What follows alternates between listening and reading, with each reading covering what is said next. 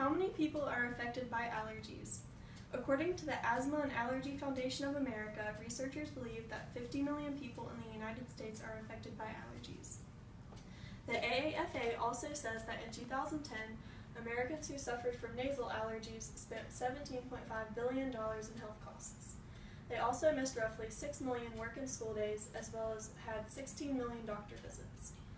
Since I've had experience with allergy shots, I have had a lot of prior information to this subject. However, through my research, I have gained much more knowledge.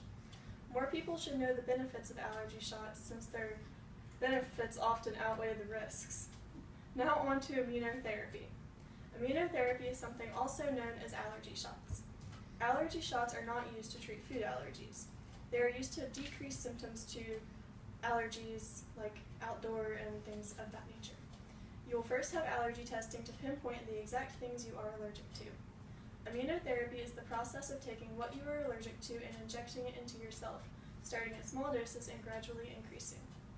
Each vial set increases over a period of time. You start on a very diluted amount of medicine and then slowly increase through each set.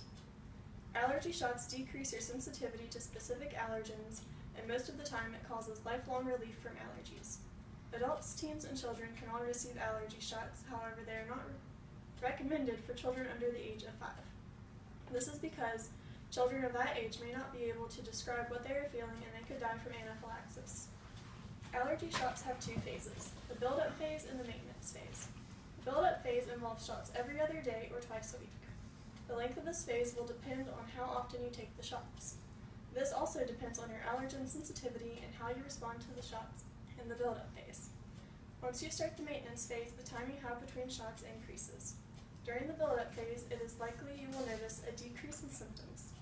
If this process is successful, you will continue immunotherapy for a second year, sometimes up to 5. It is possible for the allergy shots to fail. You can see improvement during the shots, but once they stop, you can relapse. If this occurs, you will have to discuss different options with your allergist. Failing to properly respond to allergy shots can be caused by several things. Here are some examples. High levels of allergen in the environment, missing allergens during the initial allergy evaluation, and an inadequate dose of allergens in the vaccine. A quote from the Alameda Center Physicians says a report from the Mayo Clinic on 79,593 immunotherapy injections over a 10-year period showed the incidence of adverse reactions to be less than 0.2%.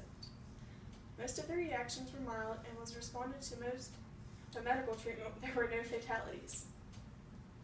What are the risks for allergy shots? The majority of allergic reactions are mild to moderate. The typical reaction to have with allergy shots is redness and swelling at the injection site.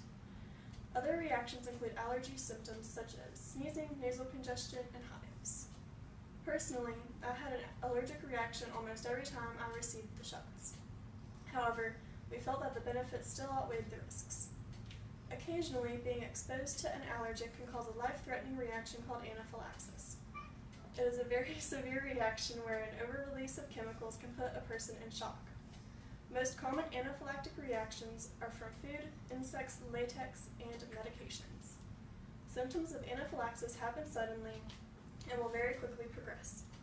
The big signs are trouble breathing, hives or swelling, tightness of the throat, nausea, abdominal pain, fainting, rapid heartbeat, and cardiac arrest. A second anaphylactic reaction, known as a biphasic reaction, can occur as long as 12 hours after the initial reaction. There are some very important steps to take once you see the first sign of anaphylaxis. First, you administer epinephrine. It is a drug used to combat the allergen in your system. This drug is found in EpiPens. After that, you call 911 and give the person Benadryl. Benadryl will extend the length of time epinephrine works. If you have had a severe allergic reaction before, your chances of having another one greatly increases. It is very important to carry EpiPens if you are at risk. The American College of Allergy, Asthma, and Immunotherapy explains the Be Safe Action Guide. The S stands for getting immediate medical help, A stands for identifying the allergen, F stands for follow up with a specialist, and E stands for carrying epinephrine for emergencies. I will now demonstrate the EpiPen. Take the blue cap off, and inject it into your outer thigh, and you hold it there for 10 seconds, release, and then rub the area for 10 seconds to help the medicine travel throughout your body. If you know somebody with allergies, do them a favor and pass this knowledge on to them so they can live the best life possible. I hope you have learned as much about immunotherapy as I have. Thank you.